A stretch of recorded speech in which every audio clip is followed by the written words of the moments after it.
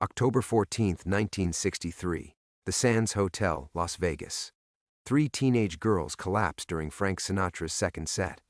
Vincent Torino watched from the wings as they convulsed on the Copa room floor. The house lights stayed down. The music kept playing, and Vinny made a choice that would haunt him for 15 years. Within 20 minutes, those girls were declared dead from heart complications. The families were paid. The newspapers buried the story on page 6, and the Nevada Gaming Commission sealed the case files. But someone kept digging. Someone remembered. And 15 years later, in a small theater in Reno, the past walked back onto Vinny's stage wearing Frank Sinatra's face and singing My Way. The night 3 girls died, Vinny thought he was protecting the Sands. He never imagined he was protecting a killer. Before we jump back in, tell us where you're tuning in from, and if this story touches you, make sure you're subscribed, because tomorrow I've saved something extra special for you. The blood wouldn't come off Vinny's hands that night in '63, no matter how hard he scrubbed in the Copa Room staff washroom. Not real blood. The girls had died clean, their hearts simply stopping like switched-off radios. But he felt it there anyway, sticky and warm, as he watched the cleanup crew wheel out 3 gurneys covered in white sheets. Now, 15 years later, Vincent Torino stood behind the bar of his failing Moonlight Theater in Reno, polishing the same whiskey glass for the 3rd time while studying the contract spread across the scarred mahogany. The paper trembled slightly in the October wind that leaked through the theater's old window seals, and Vinny told himself that's why his hands were shaking. Tommy Benedetto's Sinatra Spectacular, the contract read in bold letters. 3 nights only. 50% of the door, plus expenses. Vinny had booked the tribute act 6 months ago when his accountant showed him the numbers. 2 more months of empty seats and the bank would foreclose. He'd convinced himself it was just business. A Sinatra impersonator was guaranteed to pack the house in a town full of Vegas refugees and aging dreamers. What could go wrong? Everything, as it turned out. The theater's front door chimed, and Vinny looked up to see a lean man in his 30s walk in from the street. Even without the tuxedo and slick-back hair, there was something unsettling about how much he resembled Old Blue Eyes. The bone structure, the way he carried himself, it was like watching a ghost materialize in broad daylight. "Mr. Torino?" "Tommy Benedetto." The man's voice carried that same smooth timbre that had made Sinatra famous, though something harder lurked underneath. "I wanted to stop by before tonight's show, take a look at the stage setup." Vinny set down the glass, fighting the urge to reach for the 38 he kept under the register. Old habits from the Vegas days, when disagreements were settled with more than lawyers and paperwork. "Sure thing, kid. Stage is through here." He lifted the bar's gate and led Tommy toward the theater proper. "You been doing this long? The tribute act?" "About 15 years. Tommy's footsteps echoed in the empty lobby, past faded posters of long-forgotten productions. "Started right after high school. You could say it's been my life's work." Something in his tone made Vinny's stomach tighten. 15 years. The same amount of time since that night at the Sands. The theater's main space was modest, 200 seats sloping down toward a stage that had seen better decades. Red velvet curtains hung like dried blood in the work lights, and the smell of old cigarettes and broken dreams clung to everything. It was a far cry from the Copa Room's glitz and glamour, but it was Vinny's, clean, honest, or at least it had been until today. "Intimate venue," Tommy said, walking down the center aisle. "I like that. Makes it easier to connect with the audience, to really see their faces when—" He paused, studying the stage.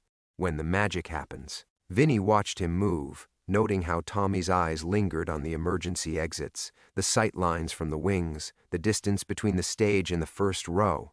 Like he was planning something. "You ever work the big rooms?" Vinny asked. "Vegas, maybe?" "Never had the pleasure. Though I've studied all the great performances from that era. The Sands especially. Some incredible shows there in the early '60s. Tommy turned, and his smile was sharp as broken glass. "I've heard you used to work Vegas yourself, Mr. Torino. Stage manager, wasn't it?" The question hit like a physical blow. Vinny's throat went dry, and for a moment he was back in the Copa Room, watching those 3 girls convulse on the floor while Sinatra kept singing and the maid men in the audience sipped their drinks like nothing was happening. That was a long time ago, Vinny managed. Not that long. October 14th, 1963, to be precise. Funny how some dates stick with you.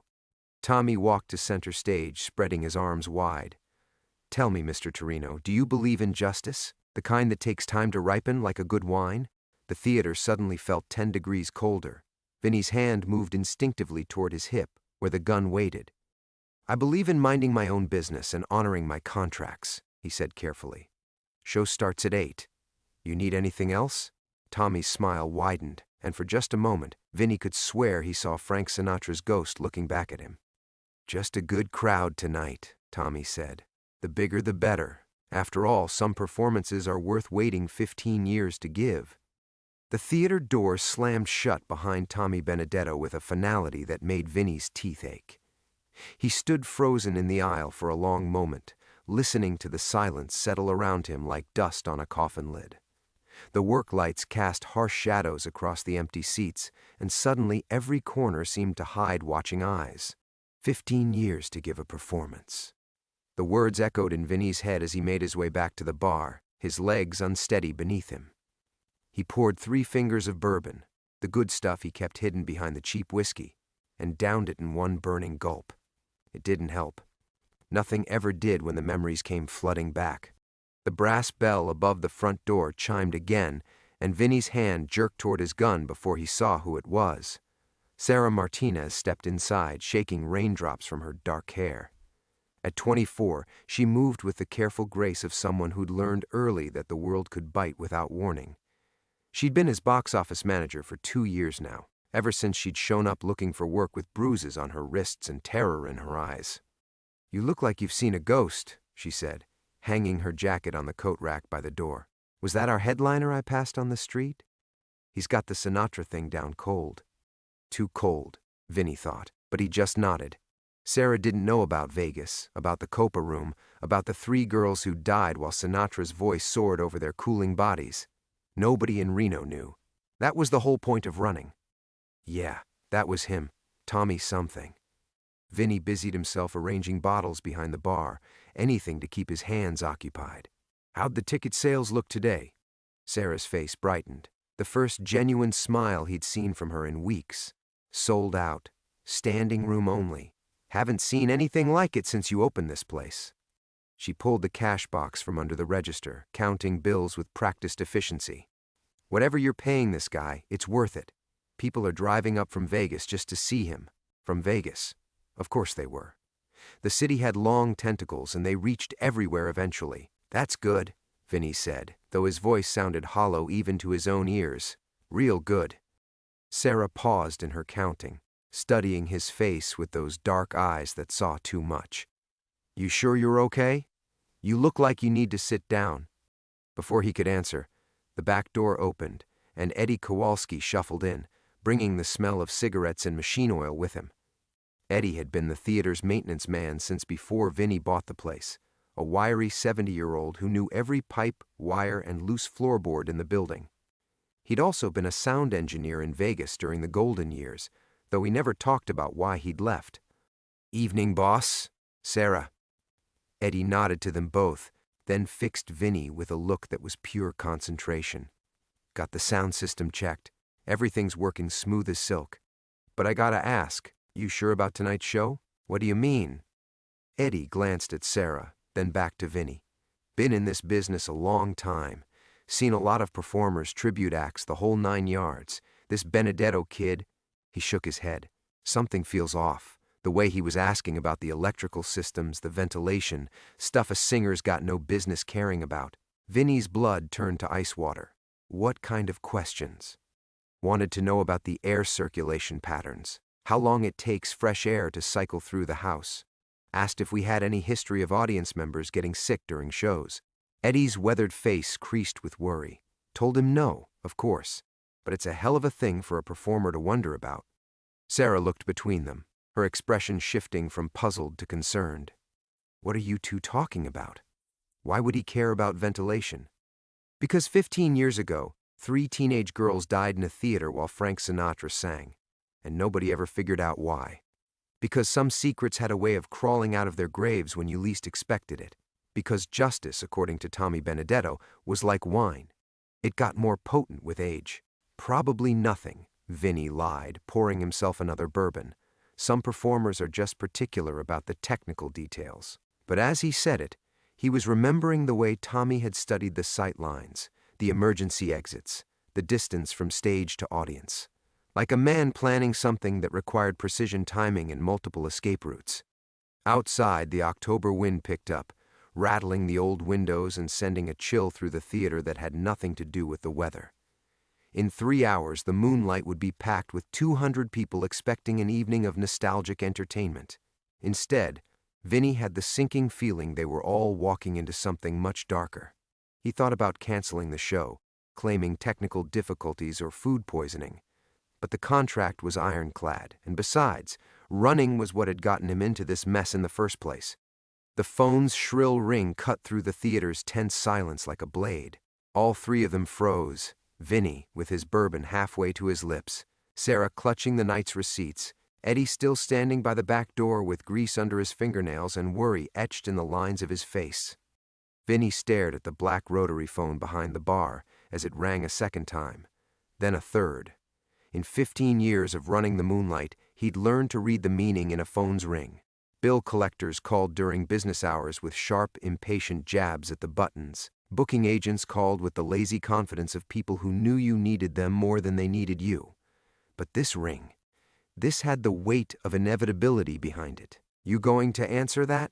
Sarah asked. The fourth ring echoed through the empty theater. Vinny set down his glass and reached for the receiver, his hand steady despite the earthquake happening in his chest. Moonlight Theater. Vincent Torino. The voice on the other end wasn't asking a question. It was smooth, cultured, with just a hint of East Coast vowels that money couldn't quite polish away. "It's been a long time." Vinny's knuckles went white around the phone. He knew that voice, had heard it whisper orders in the back rooms of the Sands, had watched it smile while men disappeared into the Nevada desert. Anthony Fat Tony Marcello, Tommy Benedetto's father, and the man who'd given the order to bury what happened that night in 1963. "Wrong number," Vinny said, but his voice cracked on the words. A low chuckle came through the line. "Now, that's no way to greet an old friend, especially when we have so much to catch up on. My boy Tommy says he met you this afternoon, says you look good for a man carrying so much guilt." Sarah and Eddie were watching him now, concern written across their faces. Vinny turned away, pressing the receiver closer to his ear and dropping his voice to barely above a whisper. "What do you want, Tony?" "Same thing I've always wanted. Order, control, the assurance that certain embarrassing incidents remain buried where they belong." The line crackled with static, or maybe it was the sound of Vinny's world falling apart, but it seems someone's been digging where they shouldn't.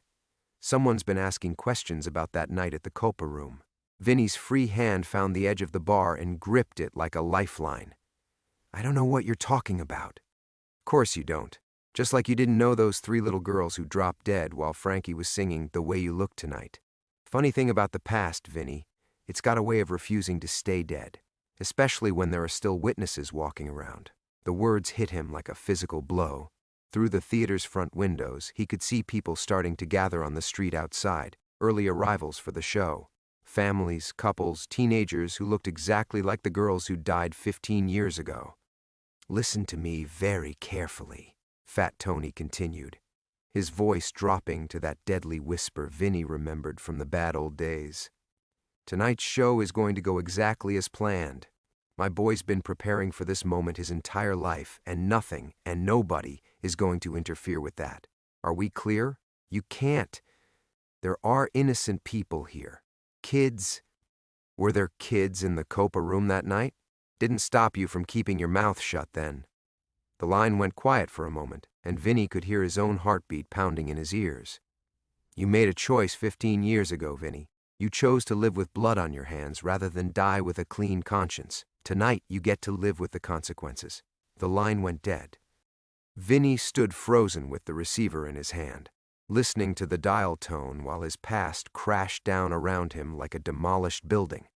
Behind him, he could hear Sarah's voice calling his name, Eddie asking if everything was all right, but their words seemed to come from very far away. He hung up the phone with mechanical precision and turned to face them. Sarah's eyes were wide with worry, Eddie's narrow with suspicion. Outside, the crowd was growing larger, people streaming toward the theater's entrance with anticipation lighting their faces. "Vinny?" Sarah stepped closer, her voice gentle. "What's going on? Who was that?" He looked at her, this girl who'd trusted him with her safety, who'd built a new life in the shelter of his broken-down theater, and felt something crack open in his chest. For 15 years he'd told himself he'd escaped.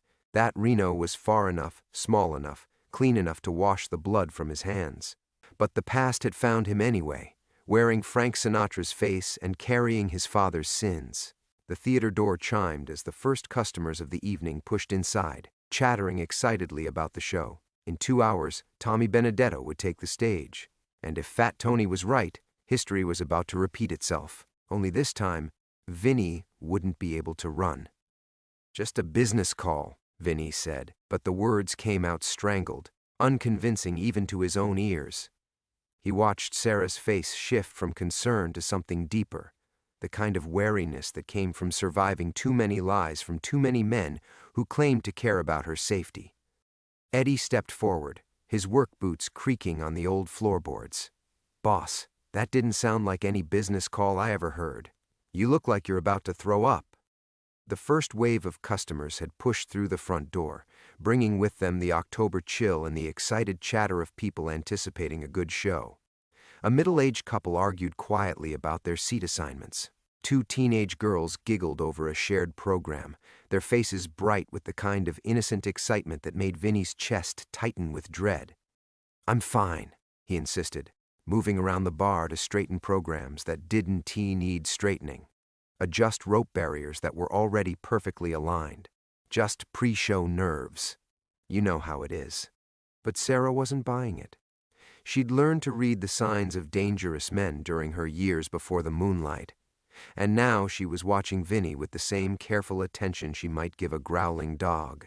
Pre-show nerves don't make you go white as a sheet. What aren't you telling us? More people streamed through the entrance, a family with 3 young children, an elderly man in a worn suit that had probably been expensive once, a group of college students already half drunk and singing Sinatra lyrics off key. The lobby was filling up, voices echoing off the high ceiling, and Vinny felt trapped among them like an animal in a cage. "Eddie," he said suddenly, his voice sharper than intended, "I want you to check the ventilation system again. Make sure everything's running clean." Eddie's bushy eyebrows drew together. "Already told you, everything's working fine. Why would—" "Just check it again." The words came out as a bark, loud enough to make several customers turn and stare. Vinny forced his voice back to normal. "Please, I want to be sure." Sarah was studying him now with those dark eyes that had learned to spot trouble from a mile away. "Vinny, you're scaring me. What's really going on?" He wanted to tell her, wanted to grab her by the shoulders and explain about the Copa room, about 3 girls who died for no reason anyone could understand, about Tommy Benedetto's smile that was too sharp and his questions that cut too deep. He wanted to shout for everyone to leave, to run, to get as far away from the Moonlight Theater as their legs could carry them. Instead, he straightened his tie and pasted on the smile he'd perfected during 15 years of pretending to be someone else. "Nothing's going on. Tonight's going to be great. Sold-out show, good money, happy customers. What more could we want?" But even as he said it, his eyes were scanning the crowd, cataloging faces, looking for signs of... what? He wasn't even sure. All he knew was that Tommy Benedetto had been asking about ventilation and air circulation, the same kinds of details that might matter if you were planning to introduce something into a closed space full of people. Eddie hadn't moved toward the back room to check the ventilation. He stood rooted in place, his weathered face creased with the kind of concern that came from decades in the entertainment business. "You know what? I think I'm going to stick around for the show tonight. Haven't done that in a while. You don't need to—" "Yeah, I do." Eddie's voice was firm. "Got a feeling about tonight, can't shake it." Sarah moved closer, lowering her voice so the customers couldn't hear. "This is about that phone call, isn't it? Who was it, Vinny? What did they want?" Through the front windows, Vinny could see more people approaching, a steady stream of Sinatra fans and curious locals drawn by the promise of a good show. In an hour, every seat would be filled. In 2 hours, Tommy Benedetto would take the stage, and whatever he had planned would unfold in front of 200 innocent people who just wanted an evening of entertainment. Someone from the old days, Vinny admitted finally. Someone who should have stayed buried. The admission hung in the air between them like smoke. Sarah's face went pale, and Eddie made a sound deep in his throat that might have been understanding or might have been fear. "What do we do?" Sarah whispered. Vinny looked at her, then at Eddie, then at the growing crowd of customers who trusted him to give them a safe, enjoyable evening. For 15 years he'd run from his past. Now it had cornered him in his own theater, surrounded by people he'd learned to care about despite himself. "We survive," he said quietly. "Whatever happens tonight, we survive." The next 20 minutes passed in a blur of forced normalcy that felt like drowning in slow motion. Vinny moved through the lobby like a man sleepwalking, taking tickets, directing customers to their seats, making small talk about the weather while his mind raced through increasingly desperate scenarios. Each new face that walked through the door might be an innocent theater patron, or they might be part of whatever Tommy Benedetto had planned. Sarah worked beside him, but he could feel her watching him with growing alarm. She'd grown skilled at reading the subtle signs of impending violence. The way men's voices changed when they were lying, how their eyes shifted when they were planning something that would hurt someone else. Now those same instincts were screaming warnings about the man she'd trusted for 2 years. "Vinny," she said quietly as they moved behind the concession stand, "I need you to listen to me. Whatever happened in your past, whatever you're afraid of tonight, we can handle it. But not if you keep lying to us." He wanted to tell her that some lies were the only thing standing between innocent people and unspeakable consequences. Instead, he found himself studying the crowd with new eyes, looking for details he'd missed before. The middle-aged couple arguing about seats, the woman kept glancing toward the emergency exits. The elderly man in the worn suit had positioned himself near the back of the theater with a clear view of both the stage and the main entrance.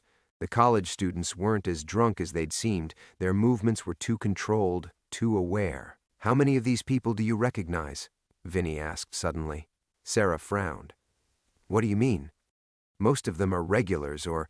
No, I mean really recognize. From the neighborhood, from other shows. People you've seen before tonight." She scanned the lobby, her expression growing troubled. "Maybe half? Why would..." Her voice cut off as understanding dawned. "You think some of them aren't really here for the show?" Before Vinny could answer, Eddie appeared from the back hallway, his face grim. "Check the ventilation like you asked. System's running clean, but I found something else." He pulled a small object from his pocket, a device about the size of a cigarette pack with wires trailing from one end. This was taped inside the main air intake. "Looks like some kind of timer mechanism." The lobby noise faded to a distant hum as Vinny stared at the device. He'd seen similar contraptions in Vegas, back when the mob needed to ensure certain meetings remained private or certain witnesses stayed permanently quiet. Simple, effective, and virtually untraceable if you knew what you were doing. "What is it?" Sarah whispered, but her voice already carried the weight of someone who suspected the answer would be terrible. "Insurance," Vinny said flatly. "Tommy's making sure tonight goes exactly as planned." He looked up at Eddie. "How long before it activates?" Eddie examined the timer with the careful attention of someone who'd spent decades working with delicate machinery. "Hard to say without knowing what it's designed to trigger. But based on the settings..." He paused, his face going pale. "Maybe an hour and a half at most. Right around the time Tommy would take the stage for his second set. When the audience would be settled in, relaxed, completely unaware that they were breathing whatever this device had been designed to release into the theater's air supply." Sarah grabbed Vinny's arm, her fingers digging into his sleeve. "We have to call the police. Clear the building. Cancel the show." "Can't." The words came out harsher than he intended. "You don't understand what we're dealing with. These people don't leave loose ends and they don't forgive interference. We try to shut this down and Tommy disappears. The device disappears. And 6 months from now, something worse happens to a lot more people. So what?" Sarah's voice rose dangerously. "We just let it happen? Let whatever this is kill innocent people?" Vinny looked around the lobby at the faces of people who'd trusted him enough to spend their Friday evening in his theater. The teenage girls who reminded him painfully of Rebecca Martinez and Karen Chen and Lisa Morrison. 3 names he'd carried like stones in his chest for 15 years. The families who'd dressed up for a special night out. The elderly couples holding hands and remembering when Sinatra's voice had soundtracked their youth. "No," he said quietly, "we don't let it happen. But we're smart about how we stop it." He turned to Eddie. "Can you disable that thing without triggering it?" Eddie studied the device again, turning it carefully in his weathered hands. "Maybe. But if I'm wrong, if there's a failsafe I don't see—" He shrugged grimly. "Could set off whatever it's supposed to set off right now instead of later." The choice hung between them like a blade. Risk everything on Eddie's ability to disarm a device none of them fully understood, or find another way to save 200 people from becoming collateral damage in a 15-year-old vendetta. Through the lobby windows, Vinny could see Tommy Benedetto approaching the theater's entrance, his face composed and confident. Behind him walked 3 men in expensive suits who definitely weren't there for the music. Time was running out, and every choice led deeper into darkness. "Mr. Torino." Tommy Benedetto's voice cut through the lobby chatter like a blade through silk. He stood in the entrance with those 3 suited men flanking him, but something had changed in his demeanor since the afternoon. The careful politeness was gone, replaced by the predatory confidence of someone who no longer needed to pretend. Vinny slipped the device into his pocket and stepped forward, acutely aware of Sarah and Eddie behind him, of the innocent customers flowing around them like water around stones. "Tommy, ready for the show?" "Oh, I'm ready."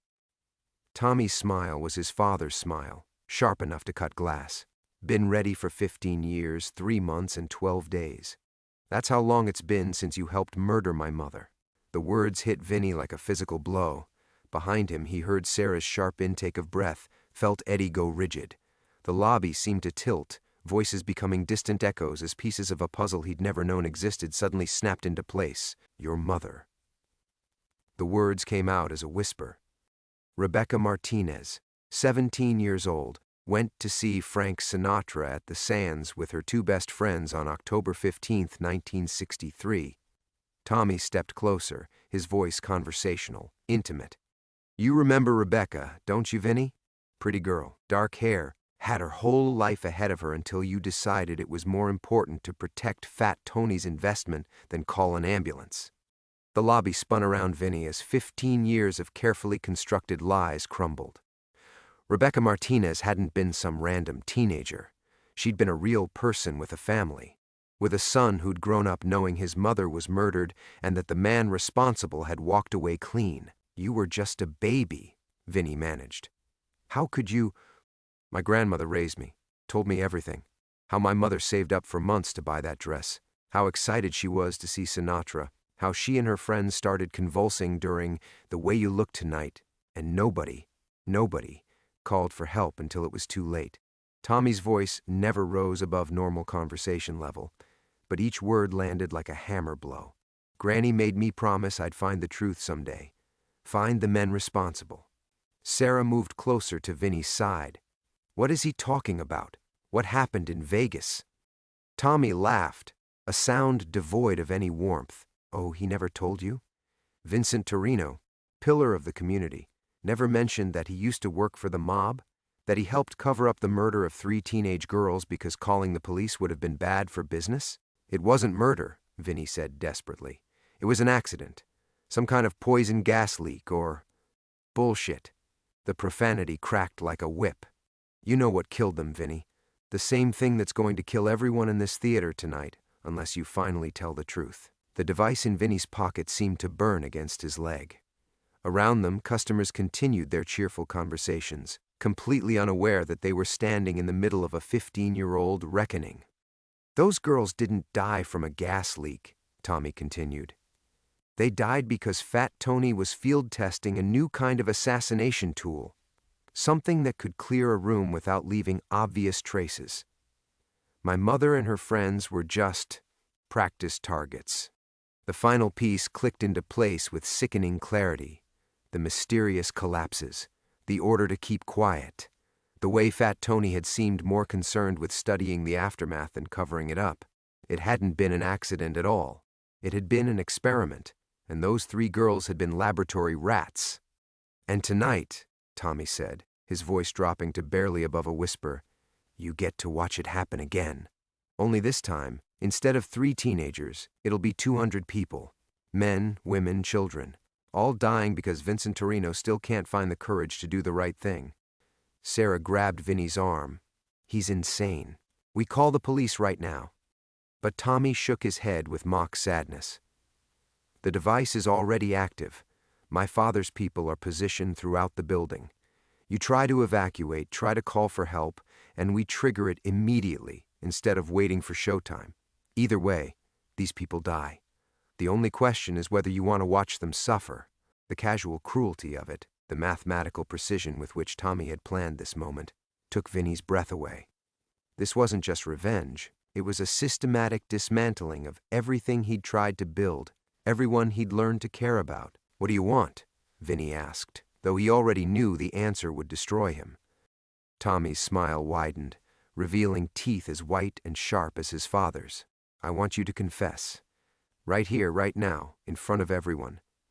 Tell them what you did to my mother. Tell them who you really are." The choice crystallized with brutal clarity: his reputation and freedom, or the lives of 200 innocent people. The silence stretched between them like a wire about to snap. Around them, the lobby buzzed with innocent conversations, complaints about the October cold, excitement about the show, the mundane chatter of people who had no idea they were standing in the middle of a 15-year reckoning. Vinny could hear his own heartbeat thundering in his ears, could feel Sarah's grip tightening on his arm as she waited for him to do something, anything, to pull them back from the edge of catastrophe. "You think this makes you noble?" Vinny's voice came out steadier than he felt. "Killing innocent people to settle a score with me?" Tommy's expression didn't change. "I think it makes me my mother's son. She died because you chose silence over justice. Now you get to make the same choice again, except this time you'll live with the consequences. These people have nothing to do with what happened in Vegas." Neither did Rebecca. Tommy stepped closer, close enough that Vinny could smell his cologne, expensive, predatory. Neither did Karen Chen or Lisa Morrison. But they died anyway, because Vincent Torino decided his job was more important than their lives. The names hit like physical blows.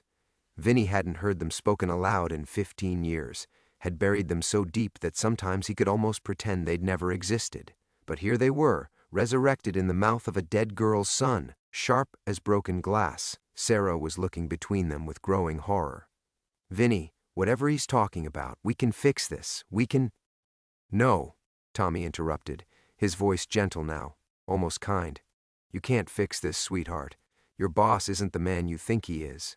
Vincent Torino died in Vegas in 1963. The man you work for is just a ghost wearing his face." Eddie had been silent through the exchange, but now he shifted his weight, and Vinny caught the subtle movement of the older man's hand toward the device in his own pocket. Smart, practical Eddie, already thinking 3 moves ahead, already calculating angles and risks. "Don't," Vinny said quietly, not looking at him. "Not yet." Tommy noticed the exchange and smiled. "Ah, the cavalry wants to charge. How touching. Tell me, Eddie, that's your name, right? How good are you with timer mechanisms? Specifically, ones rigged with mercury switches that trigger if you move them too quickly." Eddie's face went gray, but his voice stayed steady. "Good enough. I hope so, because if you're wrong, if you make one tiny mistake," Tommy gestured around the crowded lobby, "well, at least it'll be quick." A family with young children pushed past them, the father juggling tickets and a diaper bag, while the mother corralled twin boys who couldn't have been more than 6. The sight of them, so normal, so innocent, made something crack inside Vinny's chest. "What exactly do you want me to say?" The words felt like glass in his throat. "The truth. All of it." Tommy pulled out a small recording device, the kind that could pick up conversations across a crowded room. "I want you to tell everyone here exactly what happened on October 15th, 1963. I want you to explain how Fat Tony Benedetto used my mother and her friends as test subjects for a new kind of weapon, and I want you to take responsibility for letting him get away with it. And if I do that, then these people go home to their families tonight, instead of to the morgue. Sarah was shaking now, her face pale but her voice fierce. "He's lying, Vinny. Even if you confess, he'll still—" "No, he won't." Vinny looked at Tommy, seeing past the performer's facade to the grieving son underneath. "Because this isn't really about revenge, it's about truth. Isn't that right, Tommy? You need people to know what really happened to your mother. You need the world to remember Rebecca Martinez." Something flickered in Tommy's eyes, surprise maybe, or recognition. "You think you understand me? I think you've been carrying your mother's ghost for 15 years, same as I have. I think you're tired of being the only one who remembers her name." The recording device was still running, red light blinking like a tiny heartbeat. Around them, the lobby was beginning to thin as customers moved toward their seats, eager for the show to begin. Soon the theater would be full, and Tommy's timeline would shift into its final phase. "The difference between us," Tommy said softly, "is that I'm willing to do something about it." Vinny closed his eyes for a moment, seeing Rebecca Martinez as she'd been that night. 17, beautiful, excited about seeing Sinatra. She deserved so much more than becoming a footnote in Fat Tony's experiments. They all had. When he opened his eyes again, his decision was made. "You're right," Vinny said, his voice carrying across the lobby with sudden, terrible clarity. Rebecca Martinez deserved better than silence. He stepped forward, past Tommy's recording device, past Sarah's desperate grip on his arm, past 15 years of carefully constructed lies. The lobby conversations began to fade as people sensed the shift in atmosphere, the weight of something important happening. "My name is Vincent Torino," he announced, his voice growing stronger. 15 years ago, I was the stage manager at the Sands Hotel in Las Vegas. On October 15, 1963, 3 teenage girls died during a Frank Sinatra concert under my watch. Rebecca Martinez, Karen Chen, and Lisa Morrison. The lobby fell completely silent now. Customers turned toward him, faces confused, concerned. Sarah was shaking her head, tears starting in her eyes. Eddie stood frozen, hands still hovering near the device. "I was told it was a gas leak," Vinny continued, each word deliberate, final. "I was told to keep quiet, to let the hotel handle it. But it wasn't a leak. Those girls were murdered, killed by a chemical weapon being tested by Anthony Fat Tony Benedetto, and I helped cover it up." Tommy's face showed a complex mixture of satisfaction and something deeper, relief maybe. The recording device continued its silent work, capturing every word. "I was 26 years old and scared of losing my job, scared of what would happen if I crossed the mob. So I stayed quiet while 3 families buried their daughters without ever knowing the truth. I stayed quiet while the man responsible walked free." The crowd was pressing closer now, drawn by the raw confession, the weight of genuine remorse. Vinny saw the family with twin boys, saw the teenage girls who'd reminded him of Rebecca, saw all the faces that had become precious to him over 2 years of running this small theater. "Rebecca Martinez was 17 years old," he said, looking directly at Tommy. "She'd saved money from her job at a department store to buy a blue dress for the concert. She loved Sinatra's voice because her father had played his records when she was little. She wanted to be a teacher." Tommy's composure cracked slightly. "How do you—" "Because I found out everything about them afterward, about all 3 girls. Rebecca, who collected books and dreamed of traveling to Europe. Karen, who played violin and tutored younger kids in math. Lisa, who was planning to study nursing because she wanted to help people." Vinny's voice broke. "I learned their names, their dreams, their lives, because I needed to carry that weight, because someone had to remember them as more than just casualties." The silence in the lobby was absolute now. Even the men Tommy had brought with him seemed transfixed by the raw pain in Vinny's voice. "But remembering isn't enough," Vinny continued, "and neither is revenge." He looked around at the crowd, at Sarah's tear-streaked face, at Eddie's grim determination. Rebecca Martinez didn't die so her son could perpetuate the cycle. She died because good people chose silence over courage. She died because I chose silence over courage. Tommy raised the recording device higher. "You think a speech absolves you?" "No, nothing absolves me. But maybe—" Vinny reached into his pocket and pulled out the timer device. holding it up where everyone could see it. Maybe I can finally choose courage. Gasps echoed through the lobby. People started backing away, but Vinny raised his voice. Everyone needs to leave, now, calmly, quickly. This building isn't safe. The crowd began moving toward the exits, but Vinny saw Tommy's men shifting position, blocking escape routes.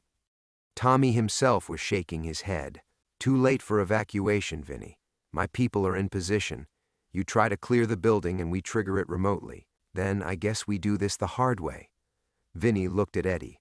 How confident are you?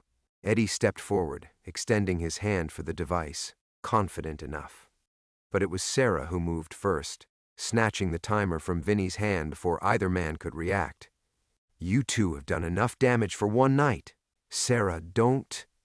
She was already examining the device, her fingers tracing the wires with unexpected expertise. You think you're the only one with secrets? I worked end of day in the army before I came here. If this is what I think it is, her fingers moved with practiced precision, isolating circuits, identifying the mercury switch Tommy had mentioned. Around them, the crowd was pressing toward exits that Tommy's men were subtly but firmly blocking. Sarah, Tommy said, his voice carrying new urgency. You don't understand. That device is... She looked up at him with cold fury. It's a simple dispersal trigger. Crude work. Your father's people weren't as clever as they thought. Her fingers found the right wire. Rebecca Martinez deserved justice. Not this. The red light on the timer flickered once, then went dark. Tommy stared at the dead device, his carefully orchestrated revenge crumbling. You can't just... This isn't how it ends. Yes, Vinny said quietly. It is. The silence that followed was different from before. Not the electric tension of confrontation, but the hollow quiet of deflation. Tommy's men looked to him for direction, but their leader seemed frozen, staring at the dead device in Sarah's hands as if it contained the last 15 years of his life. It's over, Tommy, Vinny said gently. The police are already on their way. It was a lie, but Eddie caught the cue and had his phone out, fingers moving. The crowd continued their exodus, no longer blocked, voices rising in confused chatter as they spilled onto the October street. Tommy's laugh came out broken, raw. Over? You think it's over because you finally said her name out loud? He ran his hands through his perfectly styled hair, the Sinatra facade cracking like old paint. I spent 15 years planning this. 15 years learning everything about you, about this place, about the people you care about. I know, Vinny said, and I'm sorry. The simple words seemed to hit Tommy harder than any accusation. He stumbled backward, bumping into one of his men, who steadied him with surprising gentleness. Sorry doesn't bring her back, Tommy whispered. Sorry doesn't give me the mother I never had. Sarah was carefully dismantling the device completely now, her military training evident in every precise movement. No, she said without looking up, but neither does murder. Your mother wouldn't have wanted this. You didn't know her. Neither did you. The words came from Eddie, who'd finished his call and was watching Tommy with something that might have been compassion. You were just a baby. Everything you think you know about her came from someone else's grief. Tommy's composure finally shattered completely. The smooth performer disappeared, leaving behind a broken man who'd spent his entire adult life chasing a ghost. She was everything. She was supposed to come home that night and sing me to sleep.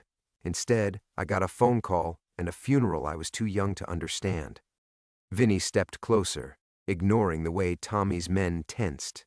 Rebecca sounds like she was a wonderful mother, but she wouldn't have wanted you to destroy yourself for her memory. How would you know?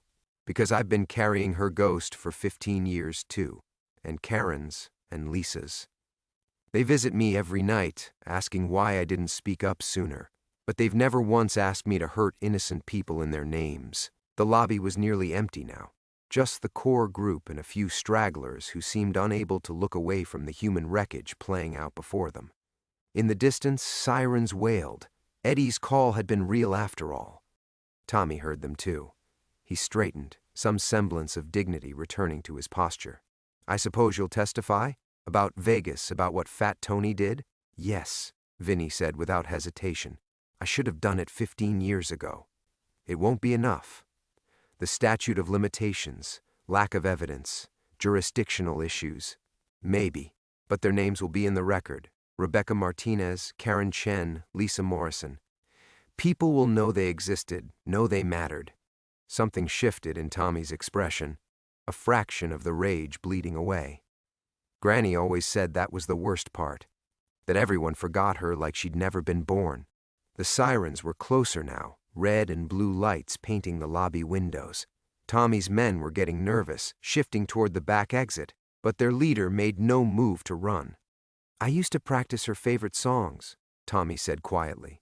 "The ones Granny said she hummed while she rocked me to sleep. I thought if I could sing them well enough, loud enough, maybe she'd hear me somehow." "She did," Sarah said, finally looking up from the completely dismantled device. "Every performance, every note. That's why you could sing them so beautifully, because they came from love, not hate." The police burst through the front entrance then, weapons drawn, voices sharp with authority. Tommy raised his hands slowly, his men following suit. But as the officers moved to surround them, Tommy looked back at Vinny one last time. "Will you visit her grave when this is all over?" Vinny nodded, his throat too tight for words. "Tell her." Tommy paused as handcuffs clicked around his wrists. "Tell her I'm sorry, that I lost my way for a while, but I remember now. I remember she was more than just a victim." As they led him away, Vinny heard him humming something soft and familiar. "The Way You Look Tonight," but transformed, gentle now instead of mocking. A lullaby for a mother he'd never really known, sung by the son who'd finally learned how to honor her memory. The October wind swept through the open doors, carrying the last notes away into the darkness, and Vinny understood that some endings weren't about justice or redemption. Sometimes they were simply about letting go of the ghosts that had haunted you both.